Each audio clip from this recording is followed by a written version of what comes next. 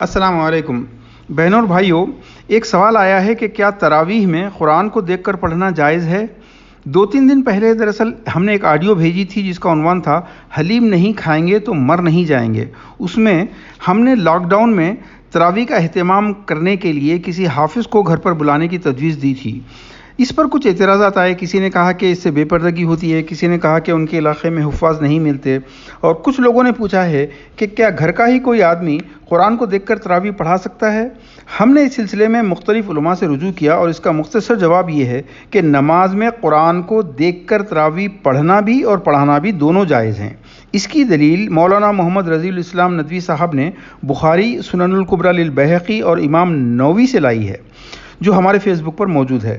अब दूसरी तरफ इमाम अबू हनीफा अलैहिर्रहमा ने कुरान देखकर पढ़ने से सख्त मना फरमाया है। अगरचे के तायीद और मुखालिफत दोनों में राय मौजूद है, लेकिन मौलाना एहतेशामुद्दीन साहब ने अपने फेसबुक पेज इरशादात अकाबरीन पर बहुत अच्छी बात लिखी है कि इन्वर्टेड कामास बहरहाल अगर तहकीकी जायज़ा लिया जाए तो दलाइल दोनों तरफ हैं और ये मसला अइम्मा के दरमियान मुख्तलिफ फ़ी है और हर मुज्तहिद इमाम ने दलाइल की रोशनी में अपना मौक़िफ़ क़ायम किया है और हर इमाम के मानने वालों को अपनी फ़िक़्ह की रोशनी में उस पर अमल करने का हक़ है। इन्वर्टेड कामास क्लोज। सुभान अल्लाह। देखिए, मसला हल हो गया। एक सवाल और आया है, बल्कि तनक़ीद है कि पहले ही 8 रकात और 20 रकात के इतने इख्तलाफात हैं और ऐसे में एक और इख्तलाफी मसला यानी कुरान को देखकर पढ़ने का मसला छेड़ने की ज़रूरत क्या थी। देखिए, सोशल रिफॉर्म सोसाइटी का मकसद लोगों को सदियों से चले आ रहे स्टीरियोटाइप इस्लाम से बाहर निकाल कर उनमें कुरान और सुन्नत की रियल स्पिरिट को ज़िंदा करना है और लोगों को कुरान और हदीस खुद पढ़ने, उस पर गौर और तदब्बुर करने और अपनी अक्लों को इस्तेमाल करने पर उकसाना भी है। आप खुद एक सर्वे कर लीजिए, तरावी में महल्ले के कितने % लोग आते हैं और किस उम्र के लोग आते हैं, और यंग जनरेशन स्पेशली बेटियां और बहुएं घर में कितनी सही इबादत करती हैं, आप देख लीजिए। दोस्तों, लॉकडाउन में घरों पर तरावी होगी तो एक शानदार फ़ायदा ये होगा कि कुरान घरों में तशरीफ़ लाएगी, सही तारुफ होगा, कुरान से मुलाकात होगी, वो 2-3 घंटे आपके साथ बैठेगी, 100 में से कुछ बातें आपकी समझ में आ जाएंगी। जैसा कि हमने अर्ज़ किया था कि अगर इफ्तार के बाद सिर्फ 2-3 घंटों के लिए मोबाइल, टीवी, लैपटॉप वगैरह सब बंद कर दें, या तो किसी आलिम को घर बुलवा कर कुरान को समझें, क्योंकि कुरान के तमाम अहकामात को साल में एक मरतबा रिवाइज़ करना तरावी का असल मकसद है। और अगर किसी आलिम से फ़ायदा नहीं उठा सकते तो फिर यूट्यूब, ऑडियो या तफसीरों का सहारा लीजिए।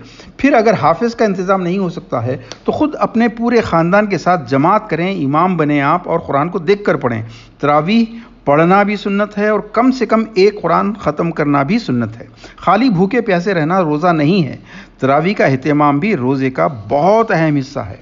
अब रहा सवाल 8 रकात या 20 रकात का, इसमें कोई इख्तलाफ नहीं है।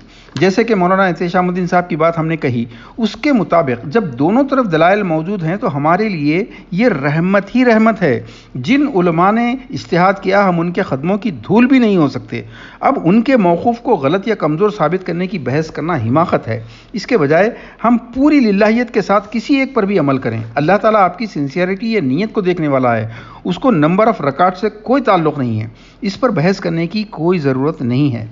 दरअसल दोस्तों, लोगों में इख्तलाफ या बहस की बीमारी क्यों है, इसको समझने के लिए ये मिसाल समझिए कि अगर रसूलुल्लाह सल्लल्लाहु अलैहि वसल्लम क्रिकेट भी खेलने वाले होते तो हमारे लिए असल सुन्नत क्या होती। असल सुन्नत ये होती कि मैच कैसे जीतें, रन कैसे बनाएं और विकेट कैसे गिराएं।